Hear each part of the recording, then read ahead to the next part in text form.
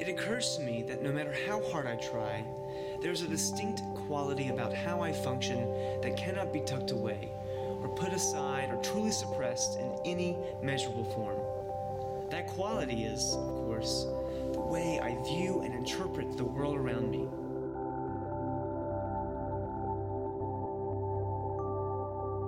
This worldview informs the values I profess, the decisions I make, and the goals I strive toward. And that's fair enough, but what about what informs my worldview? Well, I argue it's all about where we're raised. The culture and society that cradled me as a child is the same that I perpetuate and amend the rest of my life. It's likely the single largest contributing factor to anyone's value systems. So naturally, as people around the world grow up in different societies, in different countries, on different continents, it's safe to assume that cultural differences and the value systems derived from each culture abound. But how could one measure these values? Unlike politically inclined US citizens who are in tune with their stance on almost every hot topic du jour, it's hard to walk into someone's life and simply ask, what do you value? A better way to discern it would be to see what they spend their money on. Because we all put our dinars where our delights are, our rupees where our reverence is, and our pesos where our principles lie.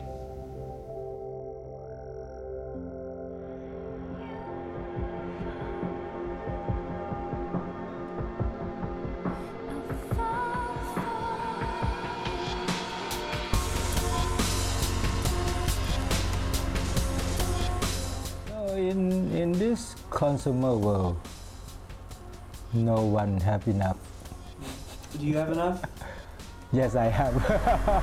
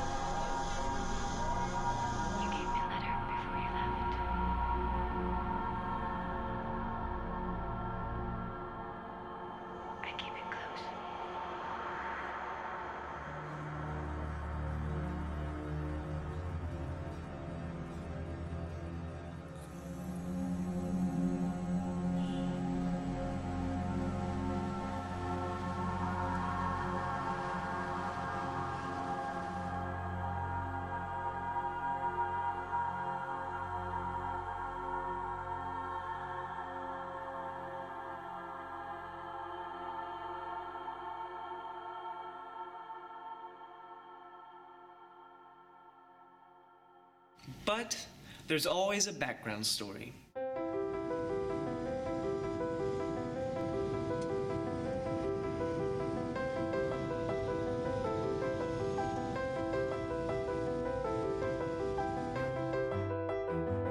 The easy and good life provided to Yugoslavs in the 70s and 80s quickly faded in the 90s when war tore the country apart. Since then, the memories remain of past times, both good and bad. People usually tend to remember the good things, and the good things are usually connected to the 60s and 70s and this very good period for living in this country that could not be compared to other Eastern European countries. The good standard of living that people usually remember about socialist Yugoslavia was only one part of its history, and it was mostly 60s and 70s. Before that, during 40s and 50s, the living standard was pretty low, but the whole country experienced a very sharp rise of its economy. Then during 60s and 70s, the country experienced a rise of living standard, but economic crisis started to appear already in the late 60s. We had the Civil War in 90s. I mean, you don't have a country in Europe that have that. And you have now Bosnia, which is pretty much specific because you have three entities trying to live together there. You have Kosovo, which is, you're not even sure if it's part of Serbia anymore. And I think that the president that was then for 40 years, Tito, he was an icon. So he was a sort of, you know, umbrella. So all the bad things kind of, you know, the thing was, it all kind of, you know, stored itself somewhere. When Tito died in 1980, you have a period of 10 years where it was kind of gathering together all the bad stuff that was going on behind that prosperity. And then in the 90s, it just burst open because it was suppressed for so long, you know. I can remember during the 80s, my parents would take me to a big supermarket, so-called, or a big mall, but not like we have today malls, but mall, where you could buy your clothes. And that was during the 80s. Then, during the 90s, those malls didn't have any clothes for us to buy. During the 90s, we had to go to a market. A simple market, you know, carton boxes where you have clothes which was brought from Italy, Hungary or Greece, and then you could choose at that market during the 90s your clothes, your shoes, your everything. The events that happened during this period were the formative years of Serbians now aged 15 to 65, each generation remembering a distinctly different way of life. For the older group, it's the memories of the good times and then the bad. For the younger, it's of a harsh childhood in the middle of a war and the frustrating aftermath that has left the country to this day in shambles. I think for sure you can say that many things that were made in the 70s are still being used. So most of the roads that were built in socialist period are still there, and we didn't build much more roads than those that were built 20 or 30 years ago. The same things goes for everything else.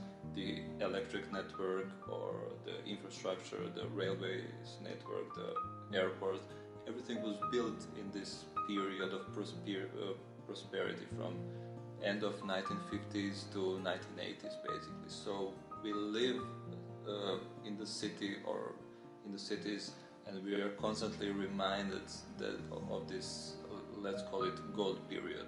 Okay, there was a war, but that's not a reason to go back into the past. Banks were saying that we will give you a big interest. People put their money during the 90s and then the banks disappeared overnight. So now there is still fear among people what will happen to their money in the banks. If you take into account that average salary is between 200 and 300 euros, it goes of course up, and most of the people are having 400 euros. You can rent a small apartment in Belgrade for 250 euros, and with all additional costs you need to pay a rent that is around 300 euros. So most of your salary would go for paying the rent. For example, my aunt, she is around 50 years old and she still lives with her parents. She has a husband. He is 52 or 53 years old. They have a son who is 25 years old, and they all live together. So 3 generations living in one apartment, that's not a curiosity at all. That's a very typical thing, especially in the big cities where the prices of real estate are quite high. Another thing about Serbians that I have noticed, this is my personal opinion, is that when people here don't have money, they don't start saying to you know, I don't have money, I cannot afford this, I cannot... No, they never complain about not having money. It's a very interesting thing here in Serbia. They don't complain. They just try to find ways, legal or not legal, I will not go now into that, but they just try to find ways of how to make money. But they never, you know, complain about not having the money. Things that are important to, at least for young people here, it's clothes, shoes, and mobile phones. Also the money is spent on going out. And you know, even cigarettes can be a status symbol. When you do research, you can find it really interesting that people who do not have a lot of money, especially young people, every day at home, in school, they smoke these cheap cigarettes. But when they go out, they buy 1 pack of these most expensive cigarettes, such as Davidoff or something like that, because, you know, you look more cool if you have that type of cigarettes. I would like that it was differently, that we would not worry so much about how we look and why don't we have more money. I would just like, for us here to have every salary that we can live nicely, comfortably, that we can afford things that we want to afford, and just, to enjoy life, because life is very short. It passes very quickly. Well, to me personally, success is, I think, to be happy with what you're doing, and that you have some, that you have profit from what you're doing. That might not come, tomorrow, but maybe in 2 days' time, and that you have a sense that you're doing some good to yourself and to others. So I think it's a success is when you combine all those together. Be it through small pleasures or physical breaks by means of travel, it's as though Serbians are merely trying to find escape from the realities of today, a striving for happiness, however fleeting. But escapes may even be harder to come by when fate has handed you the life of an urban slum dweller in India's city of Hyderabad.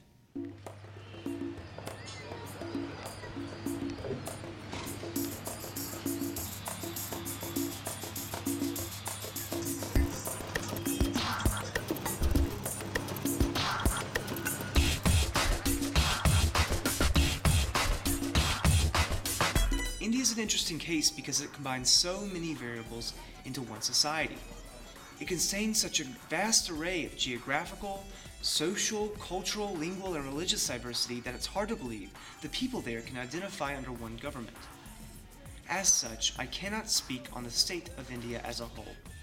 Instead, I focus on a very particular group of people frequently inaccessible to the casual traveler, residents of urban, informal settlements, particularly those in the southern city of Hyderabad. They're all basically, they belong to the agricultural families. Due to lack of water and minimum resources, they were unable to grow anything, which forced them to migrate to the city of Hyderabad. Over a period of time, they did not find anything to do as such. So they started picking some waste and all that. They became rat pickers here. So slowly, few more families joined. Finally, they have become informal settlement where there are closer to 300 families staying together. All of them doing the same work. So they all belong to different religions. They belong to Islam, they belong to Hindu, they also belong to Christianity. Throughout India, the caste system still pervades. These urban slum dwellers are almost certainly members of the lowest caste in the country. But in the slums, these differences fade away. This is a specific case where 300 families, they are homogeneous. Right? They are homogeneous in their work. So when they are working, it is not that every time they speak about their work. There are times when the women segregate the waste. They tend to speak about many other things, about their familial matters, about their own religion, the way they live their life, how they used to be. They go nostalgic that they spent a better life in their hometown. So several things come across. That is the time the caste also comes in. They say at any point of time, it's an Indian psyche, one tends to ask the other person to which caste he belongs to. It might be coming in a different connotation. Some may ask in a very polished way, you belong to which group. Some might ask in a very crude way, you belong to which caste. So it is only the degree, the style it's been asked. Of course, these people don't desire this lifestyle, and certainly not for their kids. Their work ethic is astonishing. They strive every day to give their kids more than what they have. But it may be hard to see that when seemingly practical possessions like clothes, plumbing, and toiletries are forfeited in favor of entertainment. Did you build this yourself? Meere kattukunnara idenu adugtunnaru. Meme katnam. Yes. And what did you use to build it? I see, was it metal and cardboard? మీరు ఏమేమి వాడుకున్నారు అంటే ఒక చోట ఏదో iron the అలాంటివి కనిపిస్తున్నాయి, కొన్ని చోట ఈ పేపర్ ఇలాంటివి పెట్టుకున్నారు కదా. He says to protect himself from the rains, they have used these different textures. Okay. And then you've got electricity here. Is that supplied by the government? మీరు ఇప్పుడు కరెంట్ ఉంది కదా, ఈ కరెంట్ గవర్నమెంట్ ఇచ్చిందా లేకపోతే మీరే తీసుకున్నారా అని అడుగుతుంది. Okay, 10 people, 10 families, they have one single meter, electric meter. Okay. They have taken together. Wow.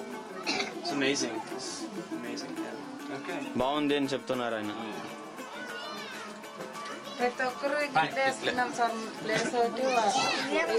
People save money to buy mobiles, televisions and all those things because they deem it to be a real entertainment for them. So they save money. They may not buy a pair of clothes for their children, but they will save money and buy a mobile or buy a television. That is something in India you are able to see. That's also a reason I used to tell some time back that it's a country where telephone like mobile SIM is free, but the rice costs more than 35 rupees. Okay. When I asked them the monthly income, they say me that it cannot be quantified because one day they may get work, the other day they may not get work. That is one. Second, for the men they pay 200 rupees Per day? Yes. Okay. 200 rupees is how much? It's around $5, $4.5. And for the women, ఎంత 100 ఇస్తారా మీకు? 150. 150 for them. Come in. Oh, I can't stand. This is everything. Wow. See, in small place they have shrine. I can show you small places each. They have a shrine here, and this is like a storeroom for them. They store their things and rice and all this. This is their kitchen, and this is the place to store some water, utensils. This is their bedroom. Probably this is even a smaller place than some of our restrooms. Probably this is not as big as even a restroom, that the whole family lives in this.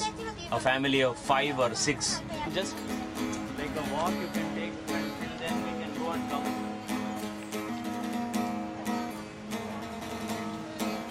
And also now the approach towards the poor has changed. Prior to this, government used to feel that it has to give some compensation, some money to these people and they will survive.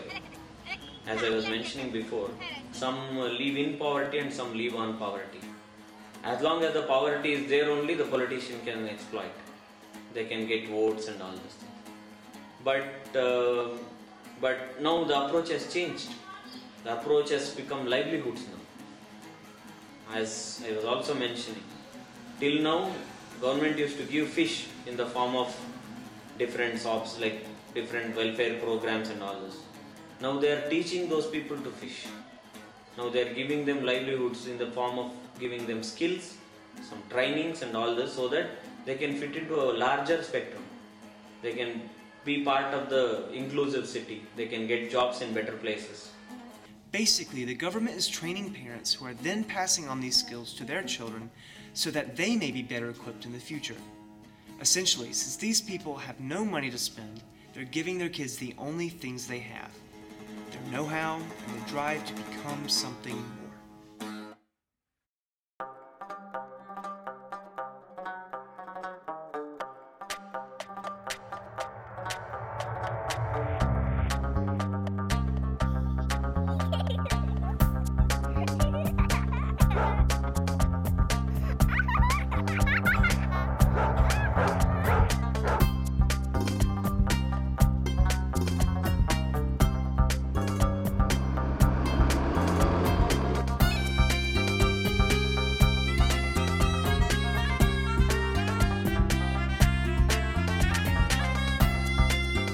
Education may provide the means for Indian families to lift their children out of poverty.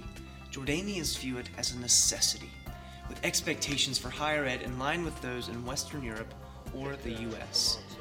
So I need to our families, the first priority for them education. And this is number one. Doesn't matter, first class, second class, third class, doesn't matter. Poor, rich, it's education. They believe this. And now we start to see people more toward MA and PhDs. Where does this motivation for good education come from? Well, it may be related to a strong connectedness to simpler roots. Bedouin roots, that is. Bedouins are, of course, the shepherds and tribesmen that have lived in the Jordan Valley and its outlying areas for millennia. Today, these people still hold power over urban society because of the reverence they command. They even have the power to overthrow the king and assign a new one. Tribalism, we are, most Jordanians, they have foods as a Bedouin. Doesn't matter, Amman, doesn't matter. It's there, it's in our culture. My name is Saleh from Bedouin Wadi Rum. My father, he's Bedouin also.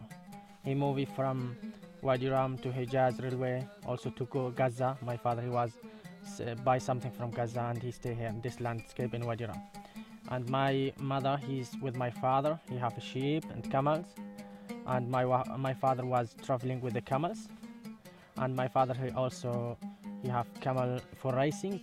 And Bedouin, he have good grass and have aliment and sell aliment and sheep. And also sell camels. And then have taken money for enough for his life. This time is better because you have a tourist. Now change, you have still Bedouin in desert, but still he work with tourists. He have a houses in town and he have a tent in desert.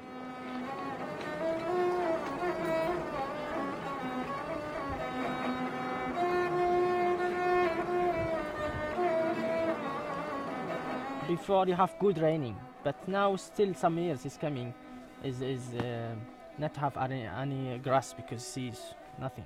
People he buys food from special place to sell aliment food.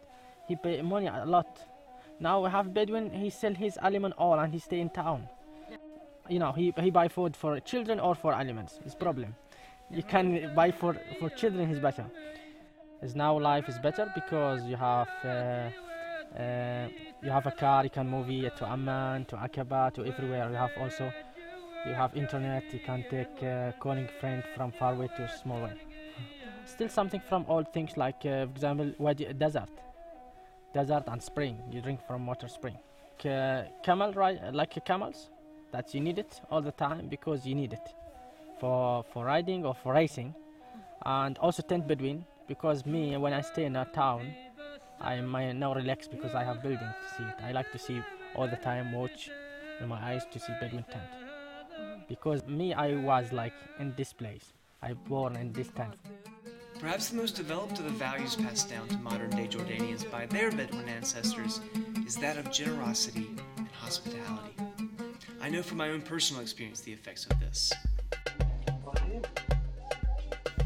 So the day that I arrived in Jordan, I went down to the downtown market just to buy produce and get associated and accustomed to the society and how it buys and sells items and how it works. And what I didn't account for and what I didn't realize was the fact that Jordan is actually really cold. In fact, it's much colder than I would have thought the Middle East to be. In winter, it's so high up, I guess, that it just has to be that cold. And so my lips, accordingly, were chapped. Well, what's funny is that I didn't know exactly how to go about asking for chapstick. So I walked into an apothecary, or what looked to be one, and I asked the man there, and I said, "Do you have anything for my lips? They're dry," and hoping that he understood English. And he looked at me and he said, I guess he read my sign language, and he said, "Oh yes, you mean lipstick." And I said, "No, I don't mean lipstick. I mean lip balm." And he said, "Well, come with me." And so I decided to come. And on our way to the aisle where he kept the lipstick, we struck up a conversation, and he asked me, "Where are you from?" And at first I was a little bit apprehensive because here I am, an American in the Middle East. I know our two countries and our two regions have very particular histories, and so I was a little bit wary.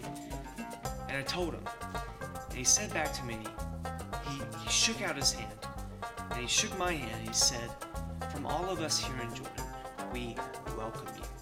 And we struck up a conversation the entire time we were looking for getting it. Turned out to be actually lip balm. And we went back to the counter, we kept talking.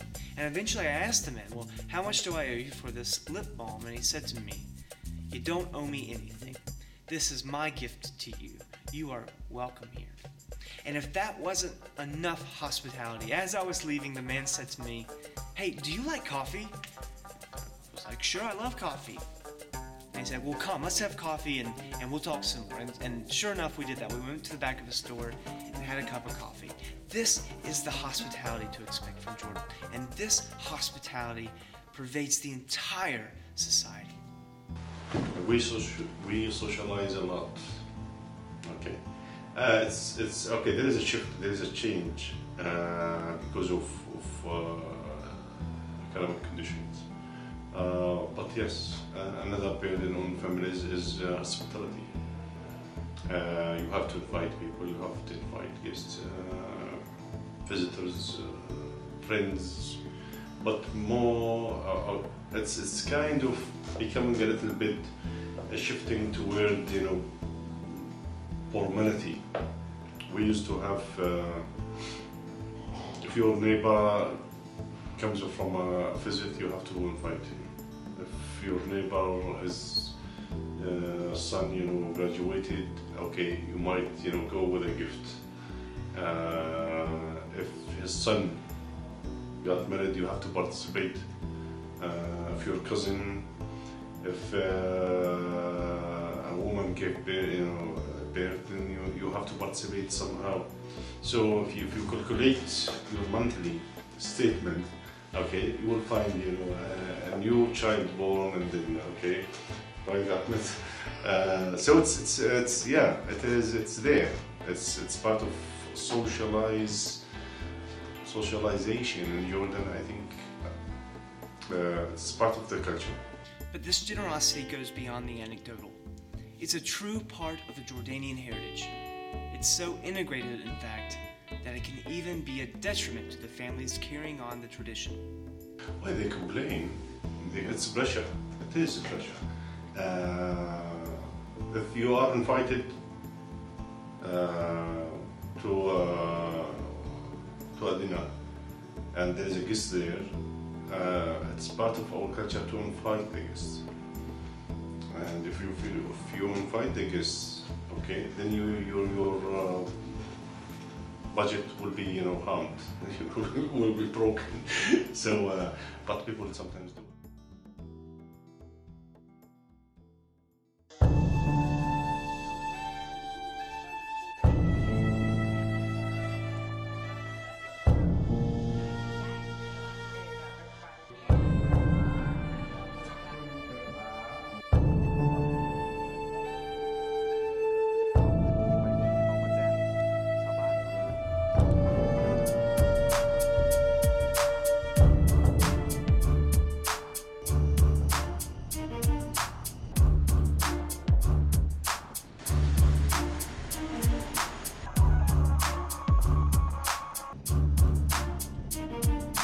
Gifts and hospitality aren't foreign concepts to the Thai people either. Thailand, caught between the pools of modernity and tradition, has a thriving economy and a flourishing culture. But before shopping malls or high-rise condos came to the country, life was different.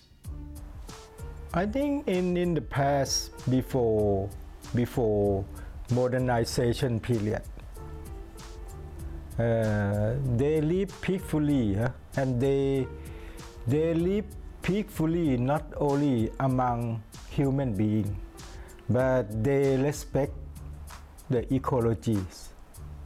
They do something about the nature, related something.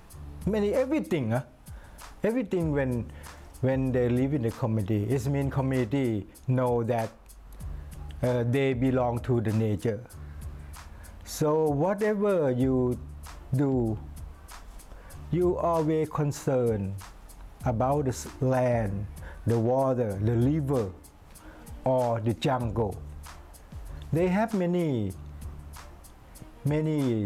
traditions, many festivals that related to the nature. we try to develop our country to be like more modern. I think we have mix between tradition and modernization. It's like the process of economics developing and like the social development. We try to develop our economy and our society to be modern. But I think we still like mix between tradition and modern. I don't think that we have conflict between the two. It depends on community, because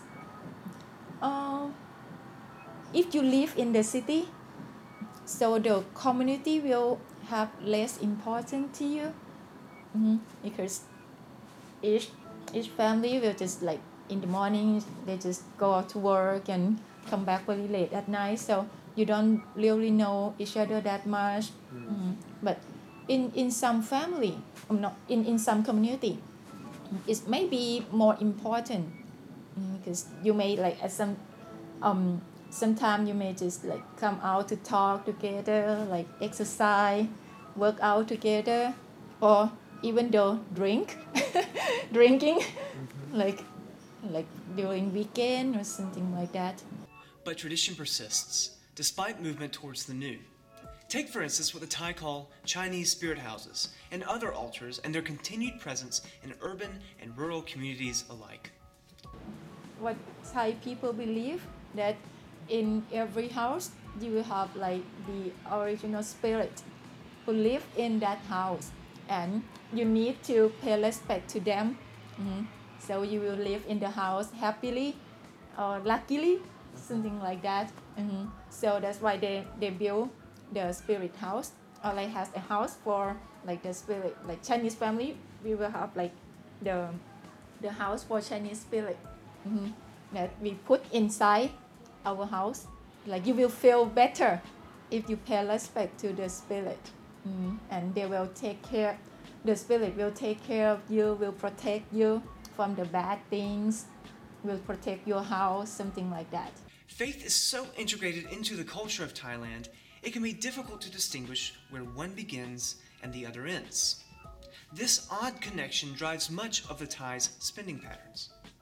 Economic success, donations, and sacrifices all serve a religious purpose as well as a social one. They let everyone know that the gods are showing you favor. Yeah, I think in Thailand a lot of people pay lottery, but we have like the legal one and illegal one. So I think a lot of people pay illegal one. Why do people play the lottery like that? What? It seems to They be just- fairly popular, but Want to be rich. they want to be rich. Yeah, Does it, being rich is valued in Thailand? It's people want to be rich. I think. Normally, like people Right. want to be rich, Mm-hmm. something like that. That's why they play lottery and see that. Also, family is still very important in Thai culture, although that might be starting to change.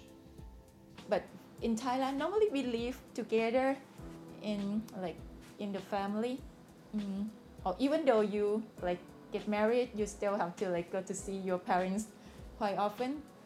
And when we have Ministry of Education, the student who maybe finish high school, they don't want to stay with the family. Most of them go to the city. So what does it mean? I still think that it's like most family want to keep their kids close to them, but if they think that this is a better opportunity for their kids, so they say that okay, I let you go. Everything is changing very fast today. Nowadays, friends may have more influence than family, because I think we go toward like Western family more and more, right? And I think people like stay close to friends more than family now. Even though they may live in family, right? Live together, but they may talk to friends more and like have more activities with friends. So I think friends has like a lot of influence.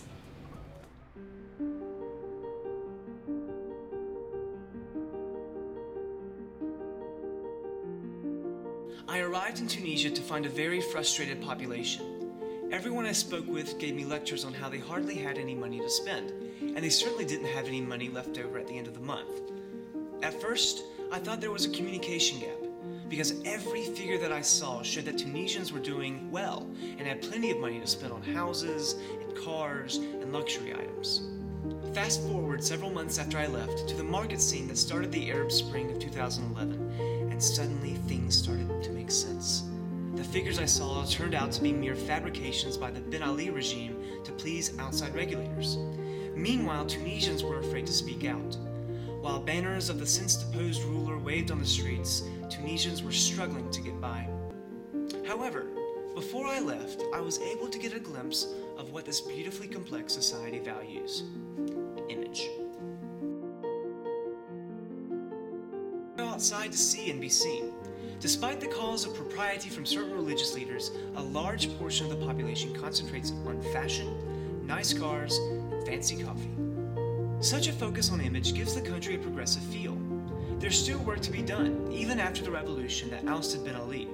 But the patriotic population and close-knit community provided by a small country with a concentrated population paints the way for an even better life right around the corner. For such a small country and total area, Chile has an incredibly large coastline that stretches from Peru down to the southern tip of South America. As such, the maritime industry plays a crucial role in Chile's economy. Upon arrival, I headed south towards Patagonia to the island of Chiloé. This small island made up of several villages is famous for two things: its clams and its penguins. Although the penguins had left for the season by the time I arrived, I was able to explore the island with the help of some fishermen. And what I saw was stunning. From old Jesuit missionary churches to villagers donning wetsuits to spend hours in the freezing Pacific waters. From traditional costumes and dress at a children's festival to large trucks traversing dirt roads. This island felt like it was caught between Main Street and Bourbon Street, 19th century and 21st century. Drenched in history, Chiloé had a piece of every country I visited. But that's how the world works now, isn't it? Anywhere we go in the world, we can see and feel the effects of societal and cultural values on everyday lives. No matter how connected we all become, people go about living out the lives their cultures determine for them. From cigarettes and shoes in Serbia to lottery tickets in Thailand, our world truly is a culture of spending.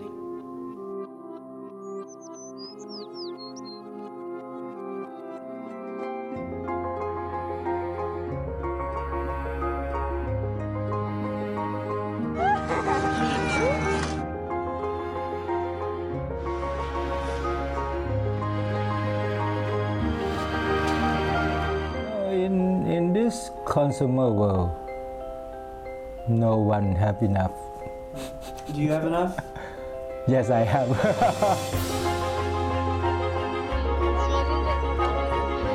They have an ambition, they have a desire to come up,